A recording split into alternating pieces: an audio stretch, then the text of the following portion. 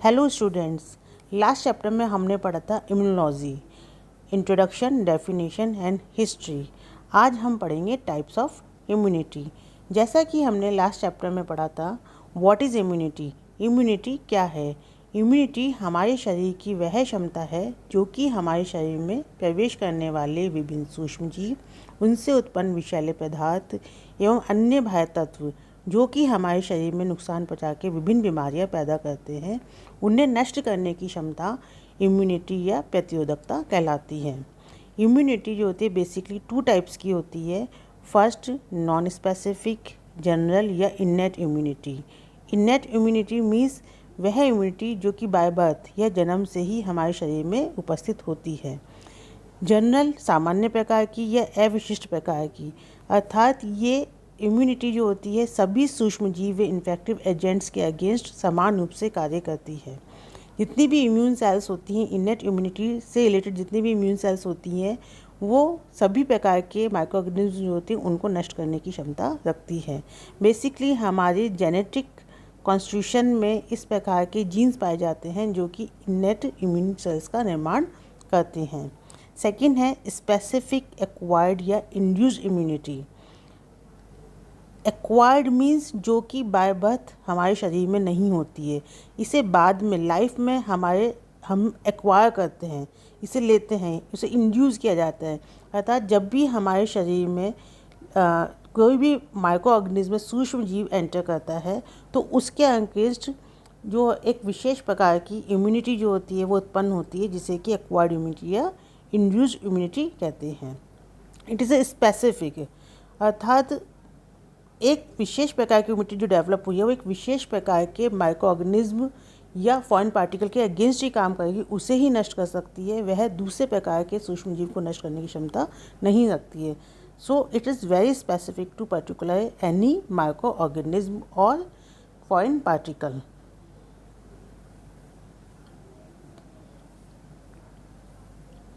अब हम बात करेंगे नॉन स्पेसिफिक या इनेट इम्यूनिटी की। इसको हम different types of body barrier के रूप में देख सकते हैं जो कि हमारे शरीर के अंदर लाइन ऑफ डिफेंस का काम करते हैं, जैसे कि physical barrier, chemical barrier, phagocytic barrier और genetic factor. First is physical barrier. Physical barrier में आता है सबसे पहले स्किन। स्किन हमारे शरीर के चारों तरफ एक आवरण बनाती है जिससे कि विभिन्न प्रकार के सूक्ष्मजीव जो होते हैं वो हमारे शरीर में एंटर नहीं कर पाते हैं। अगर वो स्किन के थ्रू हमारे शरीर में एंटर करने की कोशिश भी करते हैं तो स्किन के अंदर सीबेशियस ग्लैंड पाई जाती हैं जो कि सीबम का सिक्रेशन करती हैं। सीबम जो होता है वो उसका जो पीएच होता है वो 3 to 4 पीएच होता है और इस एसिडिक मीडियम में बहुत सारे बैक्टीरिया एंड वायरस जो होते हैं वो डिस्ट्रॉय हो जाते हैं। इसी प्रकार हमारे शरीर की जो इंटरनल लाइनिंग्स होती हैं, रेस्पिरेटरी पाथ, यूरिनोजेनिटल पाथ या एलिमेंट्री कैनाल जो होती है, इनकी जो इंटरनल लाइनिंग एपिथेलियल सेल्स होती है उसमें म्यूकस ग्लैंड्स पाई जाती हैं जो कि म्यूकस का सिक्रेशन करती हैं।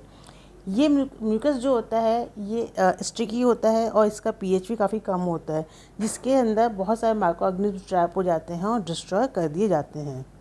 इसी प्रकार बॉडी के अंदर जो फ्लूइड पाया जाता है, जो फ्लूइड सीक्रेट होता है, उसमें भी जो बॉडी पीएच जो होता है वो बहुत सारे माइक्रो ऑर्गेनिज्म जो होते हैं उनको डिस्ट्रॉय कर देता है। हम जो वार्म ब्लडेड एनिमल्स होते हैं उनका बॉडी टेम्परेचर जो होता है वो काफ़ी हाई होता है। जैसे ह्यूमन बींग्स जो होते हैं उनका 37 डिग्री सेंटीग्रेड टेम्परेचर पाया जाता है। इसी प्रकार जो एवीज होते हैं उनमें 47 डिग्री सेंटीग्रेड टेम्परेचर पाया जाता है। तो इतने हाई टेम्परेचर पे बहुत सारे माइक्रो ऑर्गेनिज्म जो होते हैं वो सर्वाइव नहीं कर पाते हैं और डिस्ट्रॉय हो जाते हैं। सेकेंड बैरियर जो है वो है केमिकल बैरियर। केमिकल बैरियर मतलब कि शरीर के विभिन्न भागों से इस प्रकार के केमिकल सीक्रेट किए जाते हैं जो कि डिफरेंट माइक्रो ऑर्गेनिज्म जो होते हैं उनको डिस्ट्रॉय कर देते हैं। फर्स्ट इज जैसे गैस्ट्रिक जूस का लो पीएच। जब हम फूड लेते हैं और फूड स्टमक से पास आउट होता है तो स्टमक में सिक्रेट होने वाला गैस्ट्रिक जूस जो होता है उसका जो पीएच है वो 1 to 2 पीएच होता है और इतने हाई एसिडिक मीडियम में बहुत सारे फूड में प्रेजेंट माइक्रो ऑर्गेनिज्म जो होते हैं वो डिस्ट्रॉय कर दिए जाते हैं। इसी प्रकार टीयर्स एंड सलाइवा, आंसू और लार के अंदर लाइसोजाइम एंड म्यूआमिडेज पाए जाते हैं जो कि बैक्टीरियोसाइड का काम करते हैं और ये बैक्टीरिया की सेल वॉल को डिस्ट्रॉय कर देते हैं, जिससे बैक्टीरिया जो होते हैं वो ख़त्म हो जाते हैं। इसी प्रकार जब वायरस का हमारे शरीर में इन्फेक्शन होता है तो वायरस इन्फेक्टेड सेल्स जो होती हैं वो इंटरफेरन केमिकल का सिक्रेशन करती हैं। ये इंटरफेरन जो होते हैं, ये वायरल इन्फेक्टेड सेल्स जो होती हैं, इनको डिस्ट्रॉय कर देते हैं, ख़त्म कर देते हैं, जिससे कि वायरस का इन्फेक्शन जो होता है वो आगे स्प्रेड नहीं हो पाता है। इसी प्रकार हमारे ब्लड सीरम के अंदर 20 डिफरेंट टाइप्स के ग्लोबुलर ब्लड प्रोटीन पाए जाते हैं जो कि इनएक्टिव फॉर्म में पाए जाते हैं। जब भी हमारे शरीर के अंदर किसी माइक्रो ऑर्गेनिज्म का एंटर होता है, वो सीरम के अंदर आता है, तो ये प्रोटीन्स जो होते हैं वो एक के बाद एक चैन सिस्टम के अंदर एक्टिवेट होते जाते हैं और एट लास्ट ऐसा एंड प्रोडक्ट बनाते हैं जो कि या तो वे स्वयं उस माइक्रो ऑर्गेनिज्म को डिस्ट्रॉय कर देते हैं या दूसरी इम्यून सेल्स को एक्टिवेट कर देते हैं और वो इम्यून सेल्स जो होती हैं वो उन माइक्रो ऑर्गेनिज्म को ख़त्म कर देती हैं। इस प्रकार ये बॉडी में सुरक्षा प्रदान करते हैं। तीसरा जो बैरियर है उसको अपन बोल सकते हैं फैगोसाइटिक या एंडोसाइटिक बैरियर। डिफरेंट टाइप की WBCs जैसे कि blood monocytes, neutrophils and macrophages. जब ये ब्लड मोनोसाइट जो होती हैं, जब ये टिश्यूज़ में चली जाती हैं तो वहाँ जाके ये स्वेलअप होके बड़ी हो जाती हैं और इनको हम टिश्यू मैक्रोफेजेस कह सकते हैं। तो ये तीनों प्रकार की जो सेल्स होती हैं, इनमें कैपेसिटी पाई जाती है कि डिफरेंट टाइप के बैक्टीरियाज या दूसरे माइक्रो ऑर्गेनिज्म जो होते हैं उनका वो भक्षण कर सकती है, उनको वो एनगल्फ कर सकती है। तो इस प्रक्रिया को कहते हैं फैगोसाइटेशन, जिसके द्वारा उसको वो ख़त्म कर देती हैं। नेक्स्ट फैक्टर है जेनेटिक फैक्टर। हर इंडिविजुअल या हर रेस स्पीशीज़ हर लेवल के ऊपर ऐसा जेनेटिक मेकअप पाया जाता है कि उनमें इम्यूनिटी जो होती है वो डिफरेंट लेवल या स्ट्रेंथ की पाई जाती है। जैसे कि हम इंडिविजुअल स्पेसिफिसिटी की बात करें, एक ही स्पीशीज़ के डिफरेंट इंडिविजुअल जो होते हैं उनमें पर्टिकुलर एक माइक्रो ऑर्गेनिज्म या डिजीज़ के अगेंस्ट डिफरेंट लेवल की इम्यूनिटी पाई जा सकती है। उसके जेनेटिक मेकअप के ऊपर डिपेंड करता है या जीन्स के ऊपर डिपेंड करता है कि उसमें उसका इम्यून सिस्टम कितना स्ट्रॉन्ग है, इम्यून सेल्स जो होते हैं वो किस प्रकार से रिस्पॉन्ड करती हैं। जैसे कि हमने सुना होगा कि पर्टिकुलर किसी भी डिजीज़ के लेके कोई ह्यूमन बीइंग है जो कि बहुत स्ट्रॉन्ग है या रेजिस्टेंट है और कुछ अदर जो ह्यूमन बीइंग्स हैं या कुछ दूसरे जो इंडिविजुअल्स हैं वो उसके लिए ससेप्टिबल हैं, उनमें वो बीमारी जल्दी लग जाती है। तो वो डिपेंड कर रहा है कि उनके अंदर जो इम्यून सिस्टम है वो कितना स्ट्रॉन्ग है या किस प्रकार की इम्यून सेल्स जो होता है वो किस लेवल की या कितनी स्ट्रेंथ के साथ वो उसको प्रोड्यूस कर पा रहा है। इसी प्रकार सेकंड है स्पीशीज़ स्पेसिफिसिटी। डिफरेंट स्पीशीज़ के अंदर अलग अलग जेनेटिक मेकअप, अलग अलग फिजियोलॉजिकल एंड केमिकल डिफरेंस होने की वजह से उसमें डिफरेंट माइक्रो ऑर्गेनिज्म के अगेंस्ट अलग अलग लेवल की ससेप्टिबिलिटी या रेजिस्टेंस पाई जाती है। जैसे कि अगर हम बात करें तो जो डिप्टीरिया जो कि ह्यूमन बींग्स में होता है वो चूहों में नहीं पाया जाता है। इसी प्रकार एनिमल्स में होने वाला जो प्लेग है वो ह्यूमंस को इफ़ेक्ट नहीं करता है। एनिमल्स में गोनेरिया नहीं होता लेकिन ह्यूमन बींग्स में होता है। इसी प्रकार एंथ्रेक्स बैसिलाई जो कि चिकन को इन्फेक्ट नहीं करता है क्योंकि उसका 45 डिग्री सेंटीग्रेड हाई टेम्परेचर होता है, लेकिन वो ह्यूमन बींग्स को इन्फेक्ट कर देता है क्योंकि उनमें comparatively lower temperature 37 degree centigrade होता है। तो इस प्रकार different physiological and chemical difference की वजह से जो होता है वो इम्यूनिटी लेवल जो होता है वो अलग अलग स्पीशीज़ में अलग अलग प्रकार का होता है। रेशियल स्पेसिफिसिटी, एक ही स्पीशीज़ के डिफरेंट एरियाज़ में अलग अलग रेस पाई जाती है, जिनमें भी इकोलॉजिकल डिफरेंसेस या उनके अंदर जेनेटिक इकोलॉजिकल डिफरेंसेस के कारण लंबे समय तक उनके जेनेटिक लेवल पे इतने डिफरेंसेस आ चुके होते हैं कि डिफरेंट डिजीज़ के अगेंस्ट उनमें अलग अलग ससेप्टिबिलिटी या रेजिस्टेंस जो होती है वो डेवलप हो जाती है। जैसे कि जो निग्रोज या ब्लैक अफ्रीकन्स होते हैं उनमें सिकल सेल एनीमिया डिजीज़ जो है वो काफ़ी प्रोमिनेंट होती है। इस वजह से उनके अंदर मलेरिया जो होता है वो नहीं पाया जाता है, बट एशियंस जो होता है उनमें मलेरिया जो होता है वो प्रोमिनेंट होता है। इसी प्रकार मीजल्स जो होता है वो इंडिया में कॉमन है लेकिन अमेरिका व जापान में कॉमन नहीं है। टाइफाइड अमेरिका में कॉमन है लेकिन जो निग्रोज होता है उनमें वो नहीं पाया जाता है। तो इस प्रकार डिफरेंट रेस में अलग अलग प्रकार की इम्यूनिटी जो होती है वो अलग अलग लेवल तक डेवलप होती है।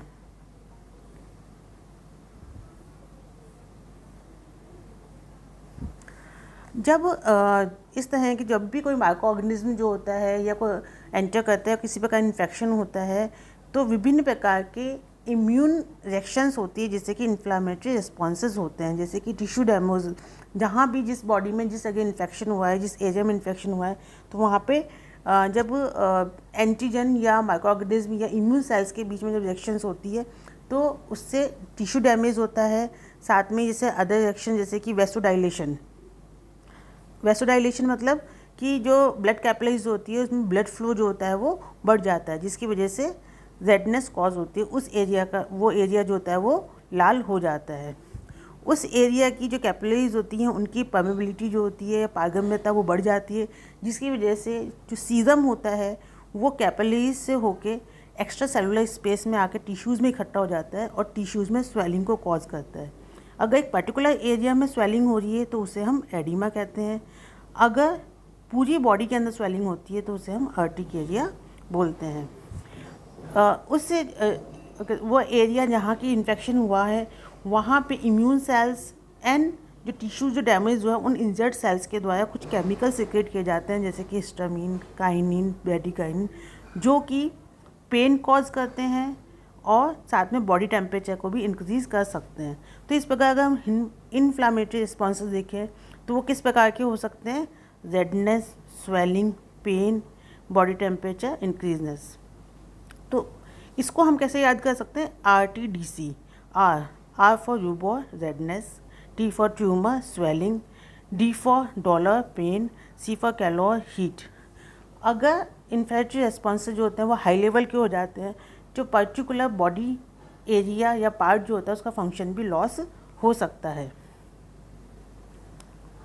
अब हम बात करेंगे स्पेसिफिक या एक्वायर्ड इम्यूनिटी की। स्पेसिफिक या एक्वायर्ड इम्यूनिटी जो होते हैं उसमें ऐसे 4 कार्डिनल फीचर्स या विशिष्ट फीचर्स पाए जाते हैं जो कि उसे इनेट इम्यूनिटी से डिस्टिंग्विश करते हैं। पहला, एंटीजेनिक स्पेसिफिसिटी। एंटीजन क्या है? कोई भी माइक्रो ऑर्गेनिज्म या फॉरेन पार्टिकल या टॉक्सिक सब्सटेंस जो कि हमारी बॉडी के अंदर एंटर कर रहा है और हमारी बॉडी के इम्यून सिस्टम को स्टिमुलेट करता है, एक्टिवेट करता है और अपने खिलाफ विशिष्ट प्रकार की इम्यून सेल्स या एंटीबॉडीज़ का निर्माण करवाता है, उसे हम कहते हैं एंटीजन। अब एंटीजन स्पेसिफिसिटी क्या होती है? एक्वायर्ड इम्यूनिटी की ये विशेषता होती है कि प्रत्येक स्पेसिफिक एंटीजन के अगेंस्ट एक विशेष प्रकार की एंटीबॉडी या स्पेशलाइज्ड इम्यून सेल्स का निर्माण होता है। सेकेंड फीचर है डिस्क्रिमिनेशन बिटवीन सेल्फ और नॉन सेल्फ मॉलिक्यूल, अर्थात हमारे इम्यून सिस्टम में ये एबिलिटी पाई जाती है कि वो स्वयं व पर अणुओं की पहचान कर सके, हमारे शरीर के मॉलिक्यूल्स कौन से हैं या बाह्य मॉलिक्यूल कौन से हैं। तो हमेशा जो इम्यून सेल्स या एंटीबॉडीज़ बनती है वो फॉरेन पार्टिकल्स के अगेंस्ट ही बनती है, शरीर के खुद के मॉलिक्यूल्स के अगेंस्ट नहीं बनती हैं। तीसरा है इम्यूनोलॉजिकल मेमोरी। जब भी किसी भी माइक्रो ऑर्गेनिज्म में सूक्ष्म का फर्स्ट टाइम एक्सपोजर होता है तो वो हमारी बॉडी के इम्यून सिस्टम को एक्टिवेट करता है, जिससे कि उसके खिलाफ विशिष्ट प्रकार के इम्यून सेल्स या एंटीबॉडीज़ बन सके। इस प्रक्रिया में थोड़ा टाइम लगता है और जो इम्यून सेल्स या एंटीबॉडी जो संख्या होती है वो एक निश्चित संख्या होती है और थोड़े टाइम के लिए होती है, लेकिन साथ में ही उस समय मेमोरी सेल्स भी बनती हैं जो फ्यूचर इन्फेक्शन के समय काम आती है। अब उसके बाद फर्दर कभी भी बॉडी में लाइफ लॉन्ग इन्फेक्शन होता है तो ये मेमोरी सेल्स जो होती हैं वो तुरंत स्टिमुलेट होकर डिवाइड होंगी और उनके खिलाफ एंटीबॉडीज़ या इम्यून सेल्स बनाती हैं विदाउट डिले, बहुत तेज़ी से काम करती हैं और इससे बनने वाली जो इम्यून सेल्स जो होती हैं वो संख्या में भी बहुत अधिक होती हैं जो कि इफ़ेक्टिवली इम्यूनिटी प्रोवाइड करती हैं। फोर्थ है डाइवर्सिटी या विविधता। अगर बिलियन से बिलियन टाइप के एंटीजेंस या माइक्रो ऑर्गेनिज्म का एक्सपोजर हमारी बॉडी के अंदर होता है तो हमारे इम्यून सिस्टम जो है उसकी एक कैपेसिटी पाई जाती है कि उनके अगेंस्ट मिलियन से बिलियंस टाइप की एंटीबॉडीज़ या इम्यून सेल्स का वो निर्माण कर सके।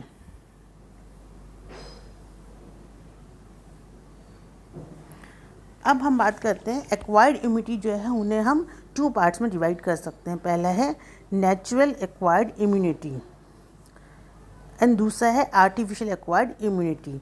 नेचुरल मतलब जो कि प्राकृतिक रूप से हमारे शरीर के अंदर उत्पन्न होती है, जिसको आर्टिफिशियली उत्पन्न नहीं किया जा सकता, जो कि प्राकृतिक रूप से है। फर्स्ट ये नेचुरल जो है उसको भी हम 2 पार्ट में डिवाइड कर सकते हैं। पहला है एक्टिव, दूसरा है पैसिव।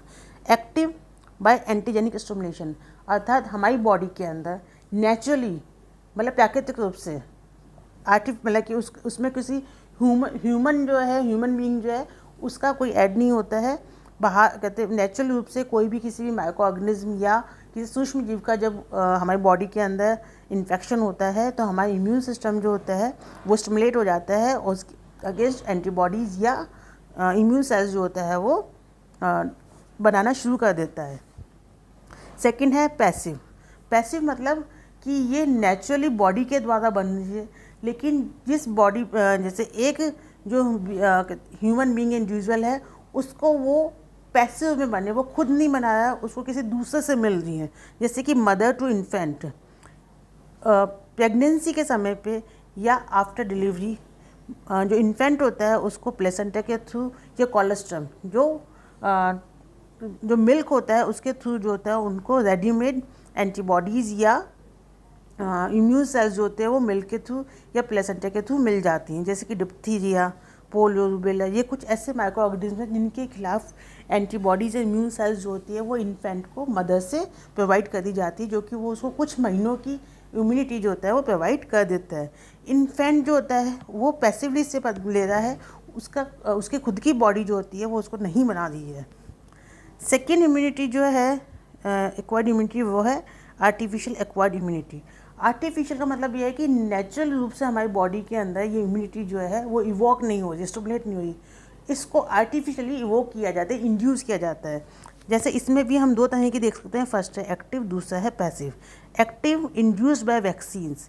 वैक्सीन्स मतलब जैसे कि कुछ polio, diphtheria, TB, hepatitis, rubella, measles, ये बीमारियाँ कॉज करने वाले जितने भी माइक्रो ऑर्गेनिज्म हैं उनकी अटेन्यूटेड फॉर्म मतलब उनकी ऐसी फॉर्म को बॉडी के अंदर एंटर करवाया जाता है जो कि बॉडी के इम्यून सिस्टम को स्टिमुलेट कर देती हैं और उनके खिलाफ जो होते हैं वो एंटीबॉडीज़ या इम्यून सेल्स बनाना शुरू कर देती हैं। लेकिन ये जो फॉर्म अटेन्यूटेड फॉर्म जो होती है, वैक्सीन फॉर्म जो होती है, वो बॉडी के अंदर बीमारी कॉज नहीं कर पाती है। तो इस प्रकार लेकिन अब एक बार ये जो इम्यूनिटी जो होती है प्रोवाइड कर दी जाती है वैक्सीन के थ्रू, तो ये लाइफ लॉन्ग रहती है। अब जब भी कभी भी इन सूक्ष्म जीवों का इन्फेक्शन होगा तो ये इम्यूनिटी जो होती है वो उसके अगेंस्ट काम करती है। सेकंड है पैसिव इम्यूनिटी। पैसिव क्या है कि पैसिवली रेडीमेड लेबोरेटरी में तैयार एंटीबॉडीज या इम्यून सेल्स जो होती हैं वो किसी ह्यूमन बीइंग्स को, इंडिविजुअल को प्रोवाइड की जाए। कई बार क्या होता है कि कोई जो इंडिविजुअल या ह्यूमन बीइंग होता है उसका इम्यून सिस्टम जो होता है वो इतना वीक हो जाता है कि किसी डिजीज़ के अगेंस्ट उसमें इम्यून सेल्स जो होते हैं वो सफिशिएंट अमाउंट में नहीं बन पाती हैं। तो इस कंडीशन में उस डिजीज़ से प्रोटेक्ट करने के लिए उसको लेबोरेटरी में तैयार आर्टिफिशियल एंटीबॉडीज़ या इम्यून सेल्स जो होते हैं उसकी बॉडी में प्रोवाइड कर दी जाती हैं, जो कि एक पर्टिकुलर टाइम पे जब इन्फेक्शन होता है तो वो उससे उभर पाता है या उससे वो प्रोटेक्ट हो पाता है। लेकिन ये पैसिव इम्यूनिटी है इसलिए ये शॉर्ट टर्म के लिए रहती है। फर्दर उसे कभी इन्फेक्शन होगा तो उसे अगेन फिर रेडीमेड इम्यूनिटी बाहर से प्रोवाइड करनी पड़ेगी, ये लाइफ लॉन्ग काम नहीं करती है। तो अगर हम देखें तो हमने 2 प्रकार की इम्यूनिटी पढ़ी हैं, नेचुरल या आर्टिफिशियल इम्यूनिटी। ये दोनों ही कैसी हैं, एक्टिव और पैसिव प्रकार की। तो एक्टिव और पैसिव में बेसिकली डिफरेंस क्या है? एक्टिव इम्यूनिटी वो है जो कि हमारा इम्यून सिस्टम जो होता है जिसमें हमारा इम्यून सिस्टम एक्टिवेट हो रहा है और वो माइक्रो ऑर्गेनिज्म्स के अगेंस्ट इम्यून सेल्स या कहते हैं एंटीबॉडीज़ बना रहा है। ये जो होती है लॉन्ग टर्म होती है और काफ़ी इफ़ेक्टिव होती है, क्योंकि कभी भी एक बार बॉडी के अंदर जो इम्यून सेल्स या ये एंटीबॉडीज़ बन जाती हैं तो फर्दर उस माइक्रो ऑर्गेनिज्म का कभी भी एक्सपोजर होता है तो मेमोरी सेल्स होने के कारण वो हमेशा इम्यूनिटी जो होती है प्रोवाइड करवाते रहते हैं इसमें। और सेकंड जो है वो पैसिव इम्यूनिटी। पैसिव इम्यूनिटी जो है उसके अंदर बॉडी का इम्यून सिस्टम जो है वो एक्टिवेट नहीं हो रहा है, वो इवोक नहीं हो रहा है और वो उसके खिलाफ एंटीबॉडीज़ या इम्यून सेल्स नहीं बना रहा है। ये इम्यून सेल से एंटीबॉडीज़ जो होती हैं किसी भी माइक्रो ऑर्गेनिम्स के अगेंस्ट जो ये एंटीबॉडीज़ होती है उनको रेडीमेड फॉर्म में बाहर से बॉडी के अंदर एंटर करवाया जाता है। तो इसके साथ में मेमोरी सेल्स नहीं होती हैं और ये कुछ टाइम के लिए होती हैं, जब तक ये सर्वाइव करती है तब तक ही वो उस माइक्रो ऑर्गेनिम्स या बीमारी के अगेंस्ट इम्यूनिटी को प्रोवाइड करवा सकती हैं। जब वो एक बार एंटीबॉडीज़ या इम्यून सेल्स की लाइफ ख़त्म हो जाती है तो उसके बाद फर्दर न्यू जो है, अगर कभी उसमें बॉडी के अंदर इन्फेक्शन है तो फिर नई इम्यून सेल्स या एंटीबॉडीज़ जो है वो बाहर से प्रोवाइड करवानी पड़ेगी।